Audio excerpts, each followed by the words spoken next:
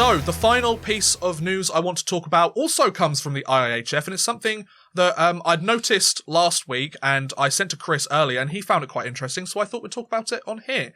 So, and this is the news that Belarus, they have had several players suspended for match fixing.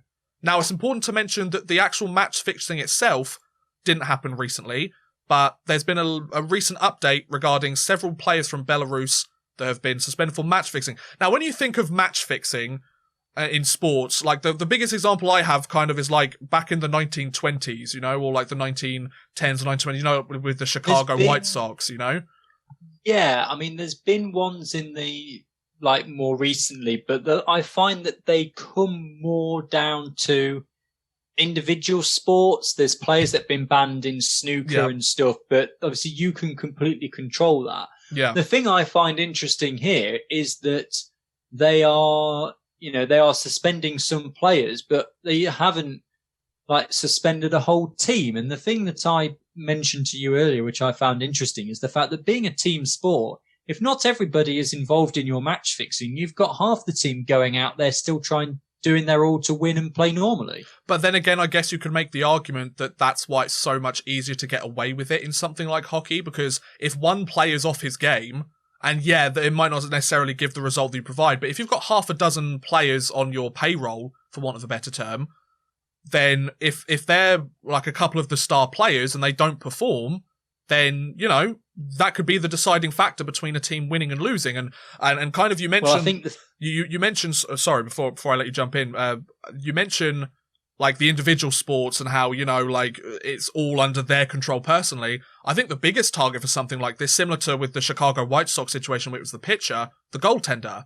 You get the goaltender under payroll. The fact that the goaltender is one of the teams, I mean, he's, you know, it's easy. They get a shot away. He, you know, makes a save, but makes it look like he's trying to make the save, but actually doesn't. Yep. Then it's easy to rack goals up against. So, yeah, I mean, it's an interesting one. This goes right the way back to a game of the Belarussian Championship between Mogilov and Dinamo Dnipro. And it was 6-5. So, I mean, it was still a really close game. Yeah. So do you want me to take you through what the IIHF article has said, just so, because obviously we're sitting here talking about it because we know about it, but let me make sure everybody's up to date. So the IIHF Disciplinary Board has upheld the decision by the Disciplinary Committee of the Belarussian Ice Hockey Association to suspend 7 Belarusian ice hockey players for match fixing. The board also annulled a subsequent decision by the BIHA to reduce the suspension to 6 of the 7 players last month, thereby keeping the original suspension decision by the committee in place. So, by the sounds of it, there was an appeals process. They asked to have the 6 of the 7 players to have their suspension reduced, whereas they've gone no. So the following players were initially suspended by the BIHA. I'm not going to read them out for you because I will butcher those names, but it's important to mention 3 forwards, 3 defensemen, and a goaltender. So, and some of them are from Russia, which is important to add. So the goaltender is Russian and one of the forwards is Russian. I'm not sure if that means they were still representing Belarus, because they might be dual nationals, for example, but Russia might be there. It was a Belarusian Championship game. It's a club game.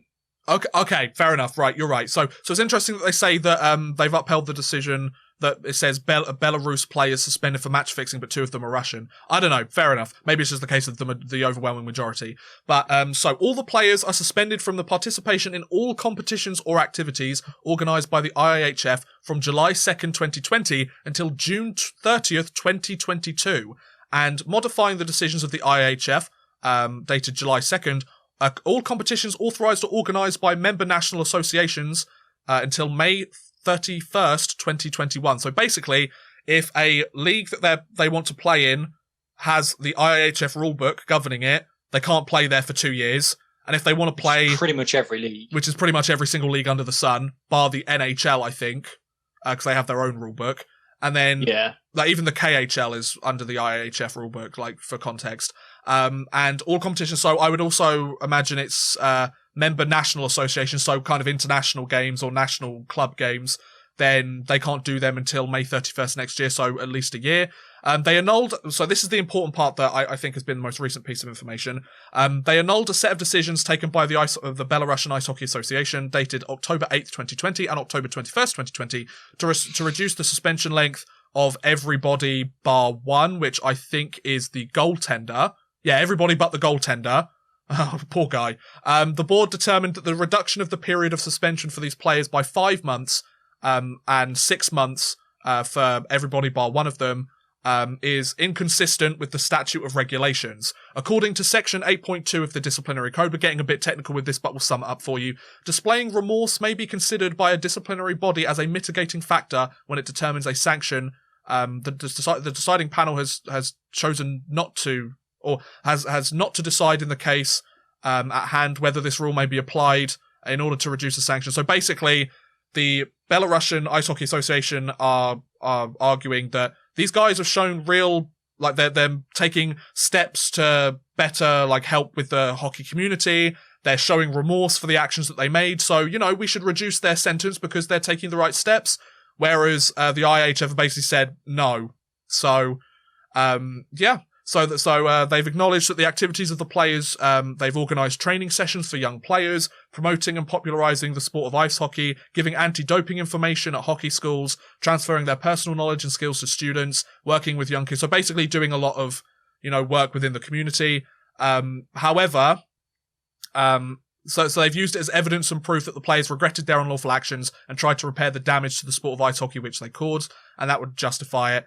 But the board said the basis for its decision to reduce the suspensions, it doesn't matter basically that they showed remorse or it's not enough. But as usual, and basically I'm really like reading this through as I go along, but they've essentially said what these guys have done is to show that like they want to regain confidence and trust in their integrity and loyalty as ice hockey players. So basically they've been doing it because they know they have to, not because they know that they should. And they only want to do it so they can get the suspension reduced and kind of go through the motions and then have it reduced. So they basically said no.